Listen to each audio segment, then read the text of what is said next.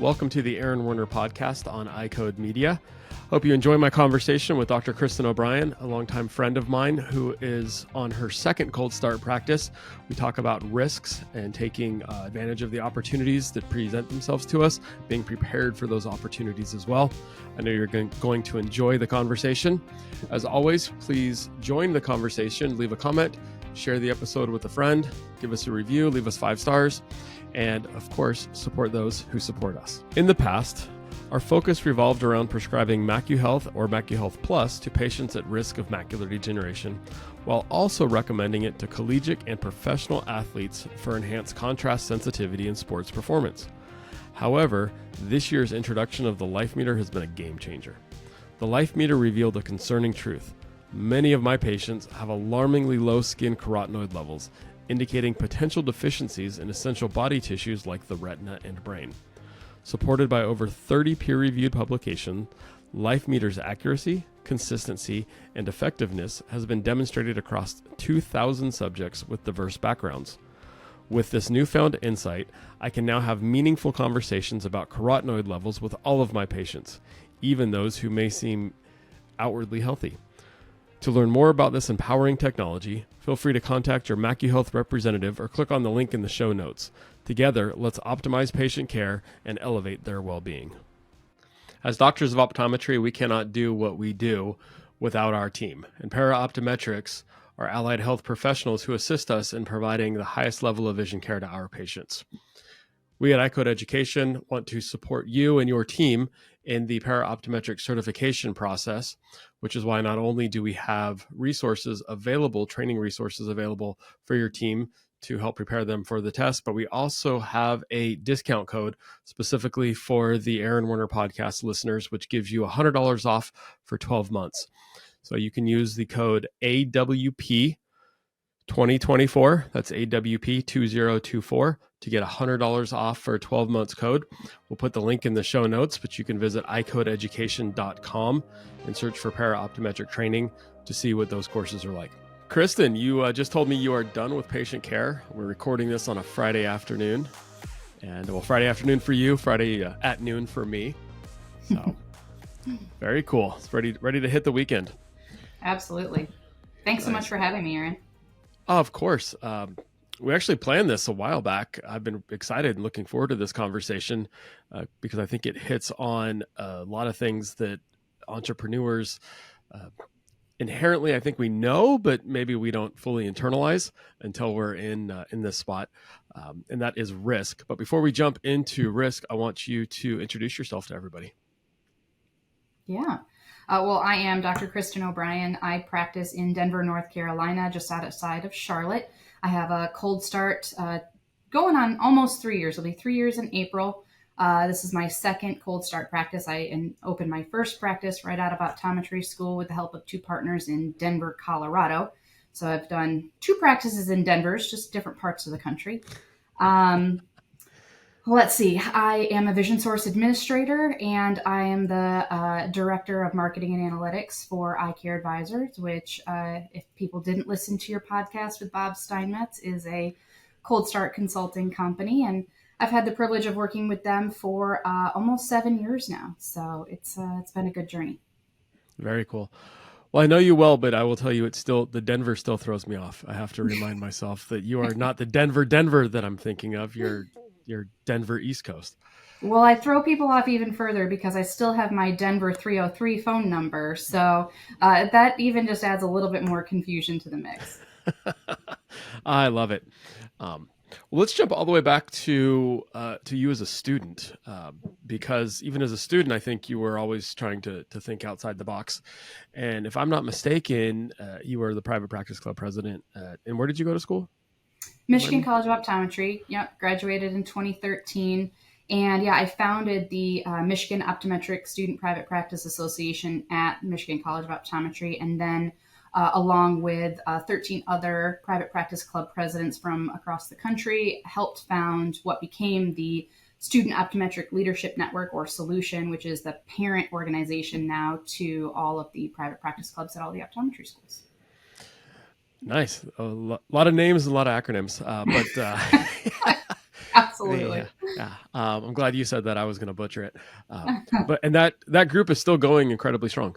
All right. It sure The is. Yeah, solution group. it's meant to be student led, and we did a really great job getting it set up so that the turnover from year to year was as seamless as possible. And I was slightly concerned over COVID because a lot of the clubs along themselves were um, uh, not able to meet in person. And so I was very happy to see that the leadership continued to keep the private practice club alive.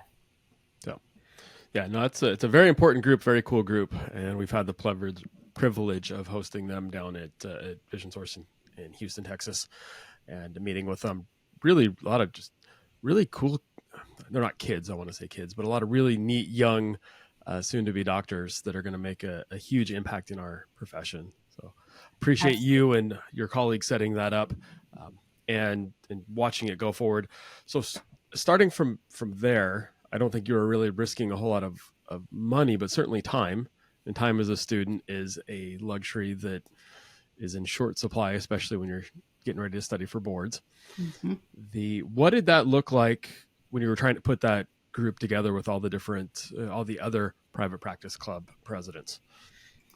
I have always had a problem filling my plate too full. That has always been constant with me.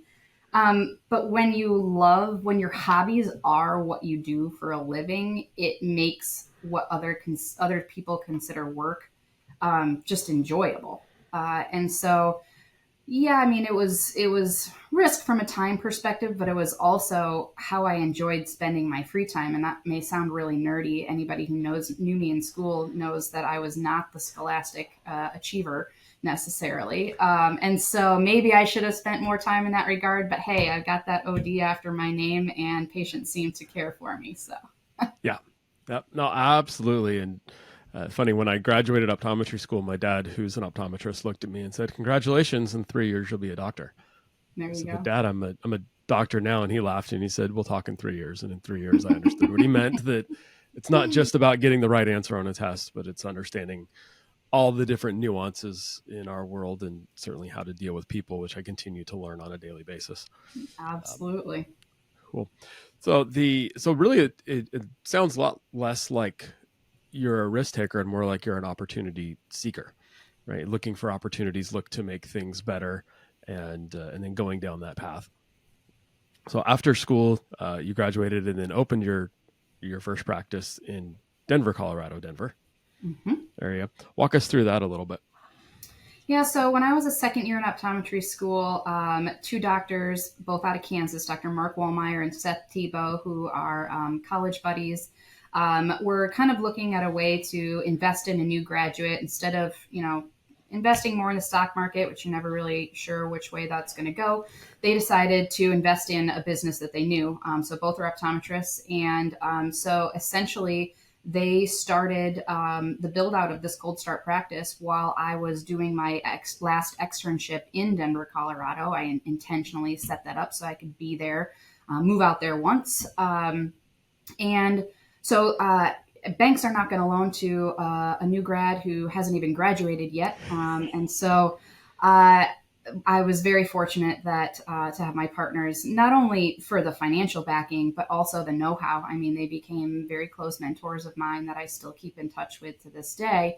It was definitely very humbling going from still being a student to interviewing my employees, and not only my staff employees, but an associate doctor to fill in while I was waiting for my Colorado license. So that was very, very humbling. And I had a lot of lessons early on because I went straight from being a student to being a boss. And I definitely relied heavily on my mentors as well as what I learned from the private practice club teachings, going to the Vision Source Exchange as a student, and sitting in on all those business classes. But I always knew that I wanted to be in private practice. And so I figured, well, might as well do it the way that I want to do it from the very beginning. So, oh, I love it, and you bring up an interesting point for those of us who do take risks, who do take advantage of opportunities, and while on the outside it looks like we're doing it by ourselves, and I think a lot of the heavy lifting is done by us individually, there's a network that we tend to build behind us and support us, like Seth and Mark, and well, honestly, what you guys are doing now with eye care advisors as well, Mm-hmm. right? How important in those first couple of years right out of school really is that mentorship group, that support group that you have? Oh, completely invaluable. Had I had eye care advisors when I opened up my first cold start practice, I would have been light years ahead. I think proof is in the pudding with my second cold start growing significantly faster than my first one did, by about 200%. Oh, wow. But yeah, I mean, I relied heavily on my dad for his acumen on how to deal with people. As you mentioned, that's a huge one.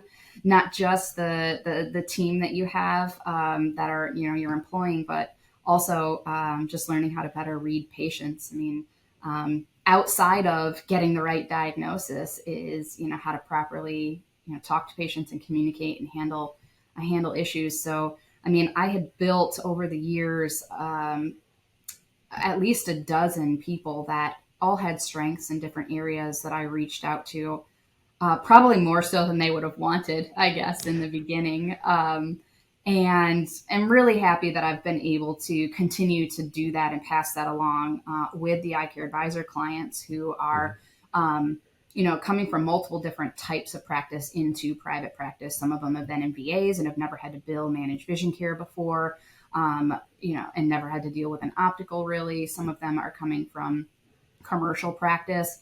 And some are coming from, being an associate in a private practice, but never having to worry about the business side of things. So, kind of getting to turn the page and become one of those mentors with eye care advisors has been really fulfilling for sure. Nice. The You said your current cold start practice, right, Yes. in Denver, North Carolina, Denver, the Which is Denver Eye Care. which is Denver Eye Care, and the where you're at now. You said you grew significantly faster, 200% faster. Why? What did you do differently? What lessons did you put into place? Was it just right place, right time? The people in Denver, North Carolina, just needed eye care that much? Like, what was the difference between your first go around and what you learned and what you implied here or applied here? Yeah, I don't think it's just one thing. I think it's multiple factors. The first one for sure is making sure that you choose a location that is obviously demographic valuable, right? So running geospatial analytics through Vision Source and Eye Care Advisors helped me determine that this particular area not only had the demographic to support it, but really needed it. So that was definitely one key factor. Another key factor is, exactly what type of building to have. In my first practice, it was on the second story of a medical office building and really wasn't retail focused per se. Now we had a lot of other medical disciplines in the building, which co-managed with one another, which was fantastic. But it wasn't just a place that somebody would walk by and go, "Oh, I'm going to pop in there." Whereas this practice is in a public shopping center, and on one side of us is a Crafty Burger, and there's dog supply stores and dog grooming and UPS, and then the main grocery store. So we have people come to walk in and go, "Oh, I thought this was Crafty Burger, but oh, you guys sell glasses here. Oh, this is really cool." And so that's definitely helped as well. Using the Eye Care Advisor roadmap was huge. I mean, especially for people who have never done a cold start before. And for me, this was the first cold start I had done on my own as the sole owner without partners that were heavily invested and did a lot of the front work for me. So that was definitely a game changer from multiple perspectives. I think the biggest thing that was different from what I did first versus last is who I hired and why I hired them. Learning how to manage people, what people you work well with, is a big difference. When I was new to optometry and new to being a doctor and new to private practice, I hired people who had great skills, but maybe I didn't care for them as people, and maybe they didn't have the best personalities. And so the old adage of, hire for personality and train for skill has definitely been a huge thing that I have incorporated into this practice. And I'm happy to say that my first hire is still with me 2.5 years later. She started out at no experience in the front desk and is now our lead optician, and gave up doing her master's in psychology to make this her full-fledged career path. So Awesome. it's been great. Oh, very cool. Yeah, I love that adage. I've always heard it put as the don't hire the miser or the what is it? And I'm gonna jumble my words. Um, hire the don't hire the miserable genius. Hire the happy idiot. Right. Yep, And exactly. I think you put it a little bit nicer. I told that to my staff once, and they all looked around, and I said, "What are you guys looking at?" And they said, "We're trying to figure out who the idiot is." I said, "No, you're all happy geniuses now." Yep. But yeah, no, personality is definitely something to look for. I've also found that in my initial hires, and I didn't have the luxury of or the joy of starting a cold practice. I joined my dad's practice and took over managing. But I found that I initially hired people that were like me, that thought like me. It reinforced me who I was. Um, but the real genius was in hiring people that thought exactly opposite. Hmm. The obviously happy people and good personalities, but those who thought and saw the world almost completely differently than I did. That way, we were able to keep each other in check and then see perspectives and appreciate perspectives that we didn't have individually. Have you seen that Absolutely. as well? For sure. Personality testing is a big part of our hiring Really? process. There's a lot of them out there, and we do a couple of different ones. Working Genius is one of them. Mm-hmm. The easy one that I do upon initial screening is the 4 animal tests: the beaver, otter, golden retriever, and I'm missing one. Um, but yeah, I definitely think that all makes a huge difference in who you hire, as well as making sure that you know you resonate well with your demographic too. I mean, in Colorado, I was single, didn't have a family, and I was in an area that was pretty much all moms and dads and kids, and so I was the newbie, and I couldn't relate to being a mom. So in this practice, I actually opened the doors to my second cold start practice 7 months pregnant. I signed the lease 2 weeks before I found out I was pregnant. So I was very quickly through. I say I had 2 babies in the same year. I had my Denver eye care, and I had my daughter Emma. Um, but I found that connection to patients of being a mom and knowing what it's like to be up at all hours of the night, and really helped me connect with my patient base even better than I had ever before. And I also think that helped with the massive growth of this practice too. Yep. No, life experience definitely helps in being relatable.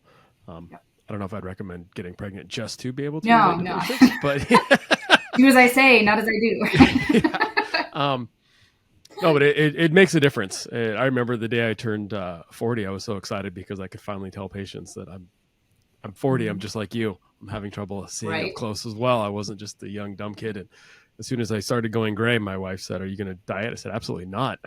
The grayer I am, the smarter I am." Right. I have severe accommodative spasm. So I've been in a progressive lens since I was 22. And so, I welcome people to the progressive club every day. That's definitely being able to speak to the technology and the changes in the lenses. Oh, you hated progressive lenses 10 years ago? Well, let me tell you how it's changed. Yeah. It's definitely helpful for sure. Nice. And I like that, the progressive club. I almost need a little sticker badge. You can Oh, yeah, lapel pin or absolutely. You get something. to join, right? Yeah. Let's talk to Premier Esther about member. that. Make a little lapel pin badge. So um so opening a practice cold, I don't think I realized that you had signed right before you found out you were pregnant. I knew you were opening while you were pregnant. Certainly that involves a lot of risk, just Yep. in time management and everything else. Did you see it as, hey, this is a risky venture, or did you have a different mindset? I mean, yeah, there's always risk in anything that you do. But just like Bob Steinmetz said on your last podcast that was released not too long ago, he said the best risk that you can take is betting on yourself. So I knew I had done it once and done it well. So and I help other people do it every day, and so I figured why not continue to do it for myself now that, we'd been able to move to the area and really determine that this was where we could see ourselves long term. So, very cool. And now continuing that thread of looking at opportunities and taking risks, what prompted the whole discussion here was you told me at the end of last year that you are branching into another unique unoptometry related venture. Yeah. Tell us about that. So the neighbor to the other side of my Denver Eye Care suite was formerly a dog grooming facility that was owned by a major corporation that I don't want to name because they didn't treat us very well. But they not only had their big brick and mortar stores, but they also had single location grooming salons, and that company. Is currently having some bankruptcy issues, and so they decided to close nationwide all of their single location grooming salons. And so when I saw the store closing sign go up, my first instinct was, well, I'm contacting the landlord because maybe I need to expand into that suite, right? I was thinking, all right, let's get my esthetician her own dry ice, esthetician salon going on over there, med spa. And so I reached out to the landlords and they said, no, like this location for grooming was so significantly successful that because of all the plumbing and everything that went into it, we want to keep it a dog grooming dog grooming salon.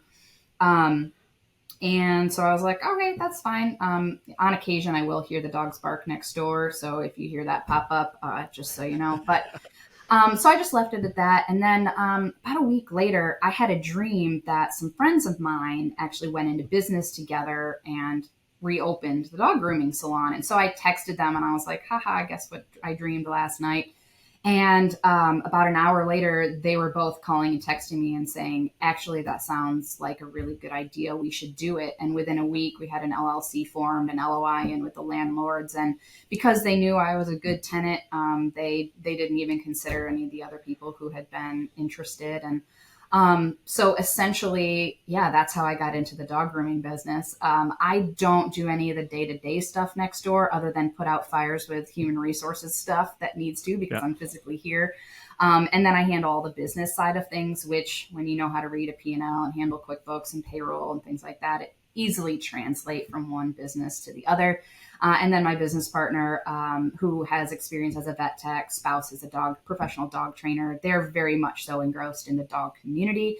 And so they more so run the day to day. But yeah, that's how Shampooch's Groomery of Denver was started. Shampooch's, I like that. Mm-hmm. Shampooch's Groomery of Denver. What I love about that, I remember when talking with you and you kind of just dropped the bomb, said, "Hey, by the way, I've got a dog grooming business now," and said, "What? You just opened, 3 years ago, your business, and now you're branching out." But then thinking about it, it makes perfect sense, right? You see an opportunity, you take the opportunity, you've built the skill set, and the luck shines on those who are prepared and who are ready, and just applying what you know and the business knowledge, whatnot, is fantastic. Has it helped the optometry business? I'm curious. Is there some crossover? Yeah, we cross refer each one another. So I mean, when I sent out my holiday notice to all my patients, I shamelessly gave a plug to the dog grooming salon and just said we love our new neighbors. They've got some great dog groomers over there, and so yeah, I mean, there's been a little bit back and forth. Most people don't know that I'm one of the partners, but if they ask, I'm certainly not keeping it a secret. And sometimes I'll be over next door and they'll see me and they'll be like, "You're in the wrong suite." I was like, "Well, actually, I own this too." So it's been fun, and this is such a growing community. So I often get patients that are like, "Yeah, I just moved here a month ago." Most of them are either from New York, New Jersey, or Midwest, trying to get out of the snow. And so they'll say, "Okay, I need a dentist, I need a pediatrician, I need an orthodontist, I need a hairstylist, I need all of these things." And so one of the things on my list is, "And do you have dogs?" Right? It's been good. And I will say, It's rather convenient having two businesses right next door to one another because if I'm needed, I can just pop back and forth. Oh, absolutely. My other thought, and you mentioned that you have an esthetician and a dry business within your practice, which is impressive 3 years out. Most practices, the cash flow wise, it's tough to bring in the necessary equipment and the people for that. Um, and I think most of us, when we went into private practice, own private practice, we don't necessarily see ourselves as just routine primary care docs. We have our own interests, whether it's dry eye or especially contact lenses, maybe retina, whatever the case may be, right? That's how we see ourselves. And I've seen too many young practices try to get into that mode too quickly and haven't paced themselves. Certainly within 3 years, they haven't opened additional businesses as well, right? Whether it's another practice or a dog grooming or whatnot. Walk us through your mindset and why you thought you were ready at each of those stages to bring in the dry eye med spa esthetician, and then why you were ready to jump on the dog grooming opportunity. Yeah, so our esthetician does our IPL treatments, and then she also is a tech as well, but she is a licensed esthetician and happened to be one of our patients prior to hiring her. North Carolina is very specific in their rules and regulations as far as optometry providing aesthetic services, which is why doing a suite next door as a med spa was very intriguing to me because it is difficult to do it in your own office. So we are strictly treating dry eye on the face with the IPL. But I graduated loving low vision, and not many people love low vision, so I thought what a great specialty to have. Yeah. I have not, since I graduated, done a single low vision exam ever. My practice in Colorado, we were actually very close to the university hospital that had a fantastic low vision clinic. And so I just didn't need to do low vision. And my patient base was very dry eye heavy and very specialty contact lens focused heavy. So that's kind of where I shifted my gears because my patients demanded it. And then in North Carolina, I started off purely primary care. I had an Optos, but I didn't start off with an OCT. I did have a topographer, and I didn't start off with any necessary dry eye testing per se. And I just waited to see what my patient base needed. Dry eye is becoming nationwide, not just in certain areas, very, very big. And my patient base definitely demanded it. And so I was very conscious about referring out to other colleagues who had the equipment that I didn't have. And I just kind of kept track of who I referred out. And where I'm situated is along a lake, and people hate going to the other side of the lake due to traffic. And so, I had ended up accumulating about 25 patients who were like, yeah, I want to do this, but I'm not driving across the lake to get that done. And so just crunching the numbers, making decisions within your practice that make sense financially, you've got to be able to calculate the return on investment. And I've seen, some eye care advisor clients bring on equipment too soon. For good reason, because it's their passion or whatnot, and not be as profitable as they needed to be in the beginning. Obviously, we've never had a client fail, but that can delay success a little bit. And so I really waited until I knew that I could, based on who I'd been referring out to my other optometry colleagues, made sure that I'd be able to cash flow. And we've paid off about 75% of it, and I've only had it since May. So it is definitely done quite well. Yeah. But I also and they're think not inexpensive equipments I was going to say, they're not inexpensive units to invest in. So that's fantastic, having the patient base and being able to pay that off, 3 years from opening, and I've only had it for, what are we at, May, so 7 months. Yep. I think a big part of that too was making sure that I had an esthetician who could do the treatments for me, so it didn't take away any of my personal chair time. We had the exam room, the third exam lane we equipped so that could be kind of our IPL or procedures room, more or less. And I'm still working out of the other two exam lanes. So once I'm doing their dry eye evaluations and getting them on board with IPL, it's hands off until they're done with IPL. So That's also an important factor as to whether or not you're going to be the one doing it, or you've got a trusted staff member who can. And not all states require a licensed esthetician. A lot of times techs do it too. Techs are allowed to do it here in North Carolina, but some doctors want to keep that hands-on or prefer to do it on their own. So just making sure you're calculating that chair time is and how that's going to impact things is important. Absolutely. So what I'm hearing, and I told you I wanted to talk today about risk, but I'm hearing a whole lot less about risk and a whole lot more about just being prepared, and which mitigates the risk. There's always an opportunity.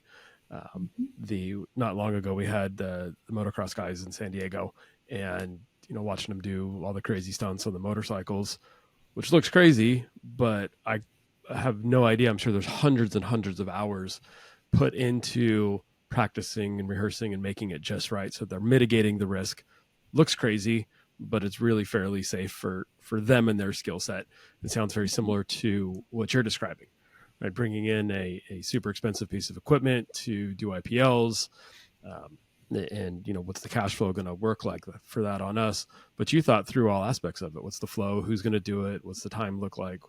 What's the expense look like? Do I already have the patient base for it? Specific patient base, not just a hypothetical patient base. Exactly. So it doesn't really sound risky at all when you put it in those terms. Yeah, I mean, maybe a better term is calculated risk, right? There you go. Yeah. It's still risk, but when you're doing it, not because you just feel like it and you've got the data to back it up, it's definitely more likely to succeed. Absolutely. And the emotion and the passion is important because you're not going to sell it. And I know it's a bad word in optometry. I think it's a necessary word, right? We're selling ourselves. We're selling the procedure. Mm-hmm. We're selling the importance of following through on whatever recommendations, in this case, IPL treatments. Mm-hmm. And you need that emotion and excitement, but you also need to make sure that you've got all your I's dotted and T's crossed before you jump into the water. Great example would be, I really want radio frequency. I want that yesterday. However, I am pregnant with our second, and congratulations. We'll be out. Thank you. We'll be out on maternity leave towards the end of July, and I'm taking more than 5 weeks this time. I only took 5 weeks with the first. Good for you. I didn't have anybody to help out. And now I've got an associate doctor doing a couple days a week. So I'm going to take my time coming back. And because I'm the one that does all the dry eye stuff, it just doesn't make sense to add that in before I return. So it goes back to, I want RF so badly. But I know in my head, it's not the wise decision to do quite yet. Patience is a virtue. Yes. Let's talk a little bit too about, because you do have an associate doctor, and there's a couple of schools of thought that I've heard on cold start and owning your own business. And one of them is to hustle as much as you can before you bring somebody else in, because you don't want to share any of that pie. Another school of thought is do what you do best, and outsource sounds like a bad term. I'm going to use it though, but outsource what can be done by somebody else. Yep. And in this case, and I fall on the latter side, right? If you're the CEO, if you're the visionary, if you're the CFO, COO, and often we wear all those hats, right? Being a doctor really in that whole scheme is the easiest part. Yep. And so bringing in an associate doctor to do the doctoring, and so you can focus on the rest. At what point did you bring in your associate doctor, and what made you decide, hey, now is the right time to do so? So she started the end of October of 2023. So she's only been with me almost a little over 2 months, 2.5 months. Okay. And really for me, it got to the point where I was seeing patients 5 days a week. I'm also a vision source administrator. I also work for Eye Care Advisors. I'm also I write articles for optometric management. I'm on the editorial board. And so it became that on my Mondays that I wasn't seeing patients, I was scheduling all my calls, and I did not have enough time to make things happen. I was, answering emails still very late at night. And I started to feel like I was not being able to be my best at all of those things. For anybody who knows me, I like to do things as perfectly as possible. Mm-hmm. And so not being able to have enough to spread across, especially, time and dedication to the family, right? I'm very lucky that my husband stays home. And so I never have to, worry that my daughter's not getting the best care possible. But, still even if I was home and she's sitting next to me, stumbling on the couch, watching a cartoon, I'm on my phone. And so, I decided that with that being an issue, as well as, we were booking out pretty far, and people are very impatient and do not want to wait for exams. And so I decided to, I was seeing patients Tuesday through Saturday. And so I decided to bring on an associate doc to pick up Mondays. And then she took my Wednesdays. So Okay. I started having Wednesdays as sort of either admin day, or if I didn't have a lot of admin work, then just an extra family day that I could kind of shift some things to. And that's been really helpful. And so in preparing for baby number 2, and the fact that my associate doctor, she and her husband own a Vision Works in the South Charlotte area. And so they're kind of building that up. And she had already prepared me in advance that she could probably give me about a year or so. So I am in the process of hiring another associate doc who will be having a baby a month before I have a baby.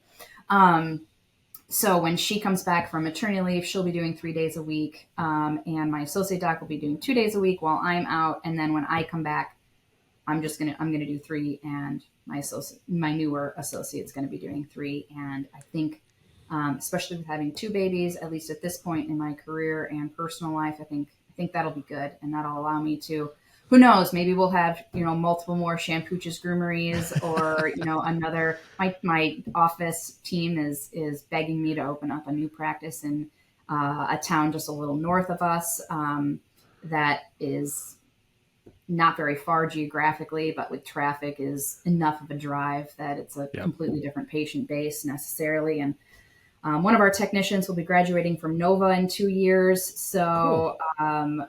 We got to make sure we've got a place for her too. So that is fantastic. Hopefully you have a giant whiteboard to keep track of all this, because right. I was in my mind, I was drawing all the connections. You do a really good job of forecasting. And I don't know if you do that from a financial base. That's on my goals this year.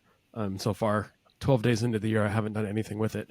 I want to be a better financial forecaster for the business. But as far as where people need to be in personnel and the right, you just walked us through a masterclass in just moving all those necessary pieces, when often small business is just putting out fires.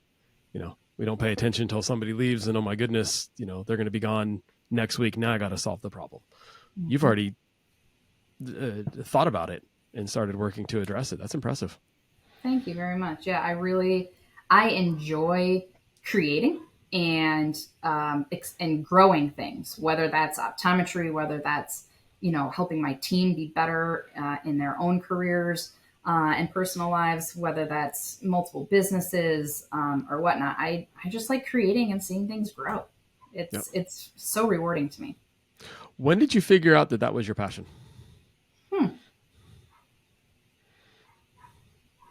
I don't know. I mean, I was always so involved in the organizations in undergrad and optometry school and everything. I'm not sure that I actually ever put a name to it until right now, Aaron. I don't know if I'd ever actually articulated that outside of like inside my own head before. So maybe on this podcast, Aaron. It's a first. That's I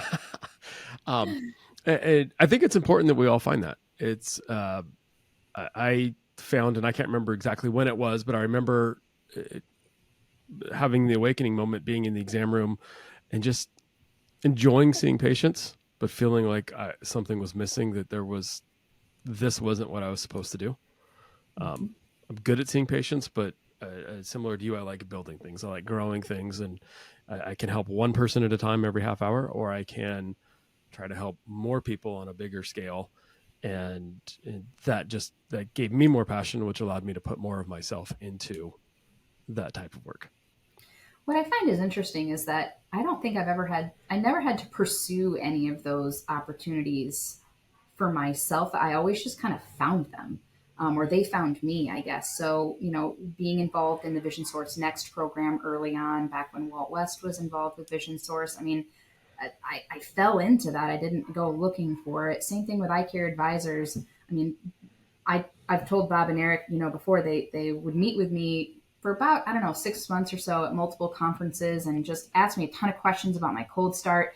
And I never really knew why, because eye care advisors wasn't necessarily a thing yet. And so when they asked me to join their team, I was like, oh, that's why you've been asking me all these questions. Like, I didn't really know. So, and then having the opportunity to move into a vision source administrator role. I mean, none of those things were things I sat in optometry school and said, I want to do this, this, and this. I never thought I'd speak at optometry schools. I hated public speaking. I became good at it.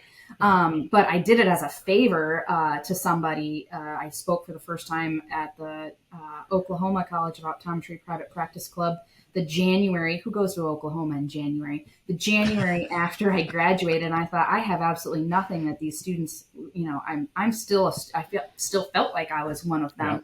Yeah. So in optometry school, I never thought that I'd do any of that. My only goal in optometry school was I wanted to own my own practice, and that was about where it was. And all the other things, I think, is what's so amazing about our profession is that you can take it in so many different directions. Mm-hmm. You don't just have to see patients, but if that's your passion, you can make a great living just seeing patients. So that's what keeps it fun and interesting. It does keep it fun, and we've got 4 docs in our office. My dad would the idea of not seeing patients and doing the administrative type of stuff that I do is nails on a chalkboard to him. He lives to be in the exam room with his patients. My business partner, Brittany, loves research, loves working with patients, loves being, in the trenches, if you will. And I love doing what I do. So I think it's important that we all find that. You made an interesting comment that you weren't looking for any of those. Have you ever heard of the red car principle? Or the red car theory? So if driving into work today, how many red cars did you see? No idea. Yeah, probably a handful, right? Yep. But it wasn't in your mind looking for them. Driving home from work today, you're going to notice a bunch of red cars. True. Because now it's in your mind. So thinking, hey, I want to own my own business, just having the mindset of where you want to be opens those doors of opportunities, because they're always there. I believe they're always there for all of us. But if you're not looking, you just walk right past it. It's like all the red cars that we pass by. So I think you opened those doors for yourself because you were maybe not actively looking for them, but you were looking in that direction. You were surrounding yourself with those type of people, with that type of idea, and paying attention to those. So thank you. That's a great way of looking at it. I've got, speaking of students, and I know you work with now still with the students, but also with the eye care advisors and the cold starts. And a lot of those are young docs that have been in the, out for only a handful of years. What have you noticed or what can you share with us, older generations and docs?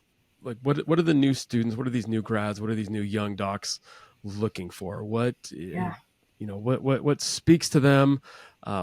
How can we help welcome them into the profession? How can we welcome them into private practice, maybe into our own offices? What is this generation hungry for? Yeah, I think a volume or two ago of Optometric Management, I actually wrote an article about this specific topic because it's really important. To go back, we'll link that in the show notes. I'm going to make sure I get that from you.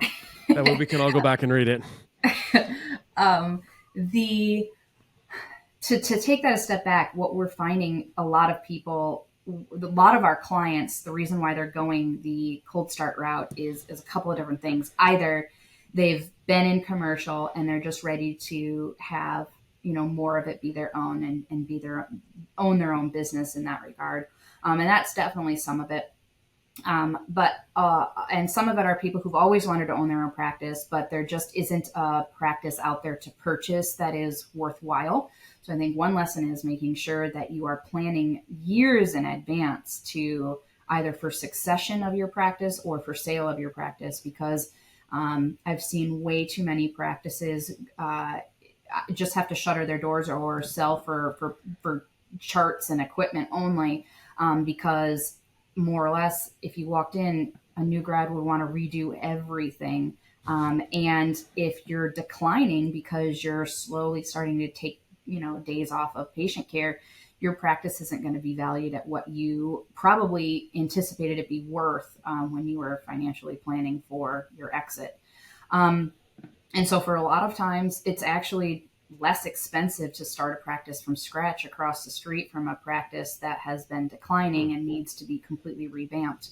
Um, One thing that's has been consistent even when I was in school is the stringing of the ownership carrot along by owner docs too.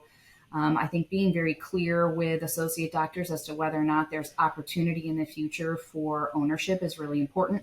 As an owner, you make money off of associate doctors, so it can become very um, attractive for an owner doctor to kind of pull away from wanting to sell that portion of the practice to the associate doc because they make great money off of just having them as an employee. Yep. Unfortunately for the associate doctors, that's really disenchanting, right? Like you've been thinking that you've been working and growing, trying to grow a practice that might eventually be yours, and then that opportunity kind of dissipates. So those are some of the most common reasons why we see young ODs heading towards cold starting. Okay. For for those who are wanting to attract young ODs into their practice, young ODs want technology. They are used to OCTs. They are used to topography. They are used to mammography. They are used to practicing with eye care tonometry. They are used to practicing full scope optometry, and that tends to be extremely important to them. Um, Work-life balance is also huge. So not only allowing for ample paid time off, but also allowing for ample unpaid time off. Um, it has become more and more a trend to do long or multiple overseas European Ibiza, the whole, Portugal and Croatia and all of those countries that you can't just go to for a long weekend necessarily, or it doesn't make sense to. And so what we're finding is young ODs are, even if they're not being paid necessarily, but having the flexibility in their scheduling to allow for that. I mean, maybe they're working 6 days a week for a while so that they could have a week or two off consecutively. Those types of flexibility schedules is critical to them, for sure.